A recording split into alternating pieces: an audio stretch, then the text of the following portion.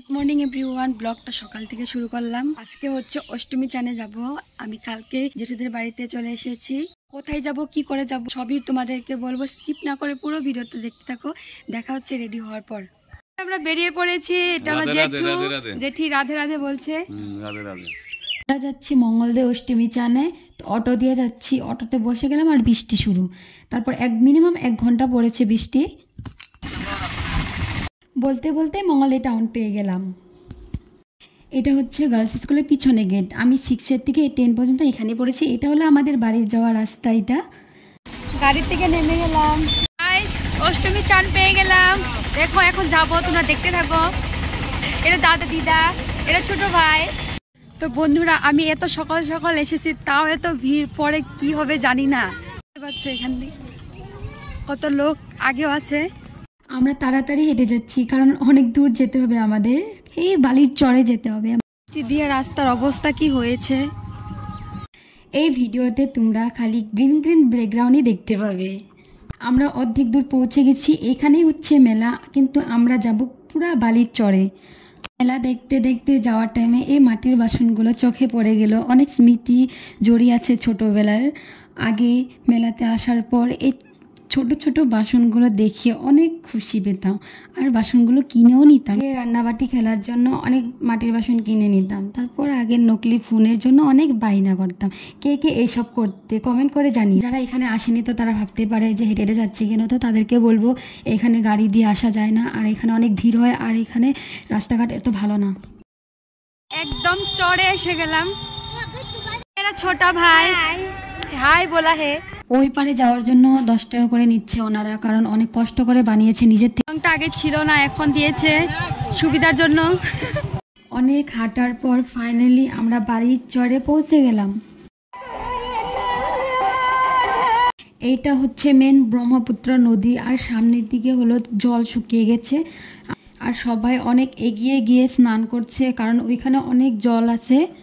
আমরা এখন স্নান করতে যাচ্ছি, আর অমনি মেঘ কালো হয়ে গেছে, ঝড় তুফান শুরু হয়ে গেছে। বাকিটা তোমরা দেখে নাও। অবস্থা গাইস, যে হাওয়া দিছে অন্ধকার হয়ে গেছে।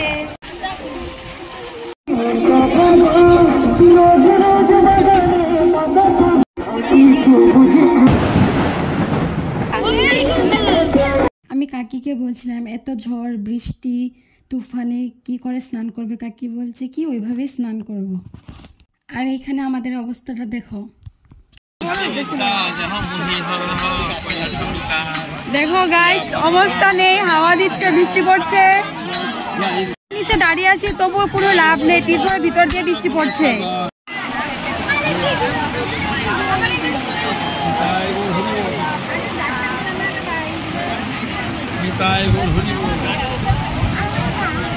ঝড় বৃষ্টি কমার পর চলে আসলাম স্নান করতে।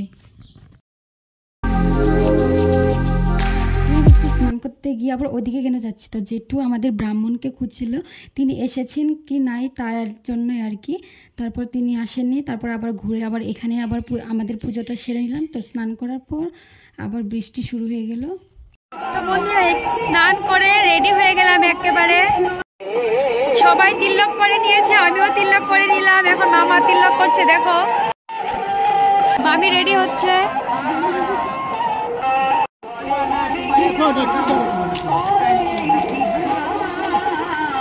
করে সব খেতে হয়। এখানে দেখো গাইস, চিড়ে মুড়ি দই ছাতু গুড় জিলাপি এসব কিনে নিচ্ছি। সবাই বসে পড়েছি খেতে। এখানে অনেক বালির উপরে তো আর বসা যাবে না, তাই ঘর থেকে একটা বিছানা চাদর এনেছিলাম, তো সেটাই পেতে সবাই বসে গেলাম খেতে। আর জেঠি আমাদেরকে খাওয়া বেড়ে দিচ্ছে, আর খাচ্ছি আমরা বসে বসে।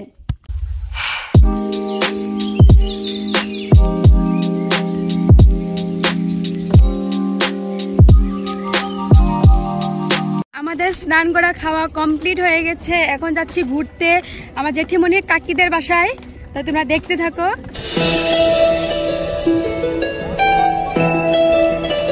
এখন জল পার হচ্ছি এই পারে যাওয়ার জন্য।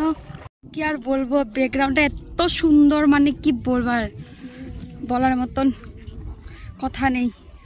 খাওয়া খাই দেখো, একটু পরে পরে খালি পান খাচ্ছে, আর কিচ্ছু না। দেখো খাবেন নাকি? বন্ধুরা, আমি একটু পান খেয়ে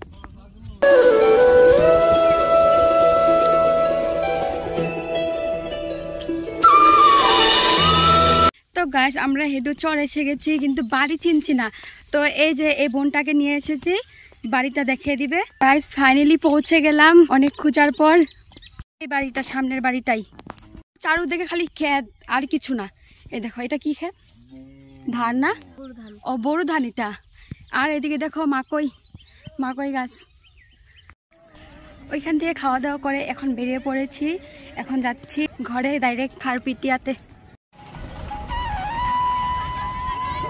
সার্কাস